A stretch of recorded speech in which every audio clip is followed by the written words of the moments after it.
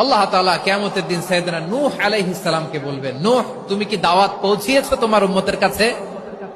নূহ আলাইহিস সালাম বলবেন, হ্যাঁ আমি পৌঁছিয়েছি। এবার নূহের উম্মতকে আল্লাহ জিজ্ঞেস করবেন, এ নূহের উম্মতেরা, তোমাদের নবী নূহ কি দাওয়াত পৌঁছিয়েছে? নূহের উম্মত বলবে, না আল্লাহ, আমাদের কাছে কোনো সতর্ককারী আসে নাই, কোনো নবী টবি আসে নাই, কোনো দাওয়াতও আমরা পাই নাই, আপনারাও চিনি নাই, জান্নাতও চিনি নাই, জাহান্নামও চিনি নাই। নূহ আলাইহিস সালাম বিপদে পড়ে যাবেন। তখন আল্লাহ বলবেন, নূহ তুমি বললা পৌঁছিয়েছো, তোমার উম্মত বলে কিছু পায় নাই। নূহ তোমার কি কোনো সাক্ষী আছে? তোমার কথা আর তোমার উম্মতের কথা তো মিলে না। তুমি বললা তুমি আমার নির্দেশনা দাওয়াত পৌঁছে দিয়েছো, কিন্তু তোমার উম্মত বলে পায় নাই। নূহ তোমার পক্ষে কোনো সাক্ষী আছে? নূহ আলাইহিস সালাম বলবেন, আছে। কে?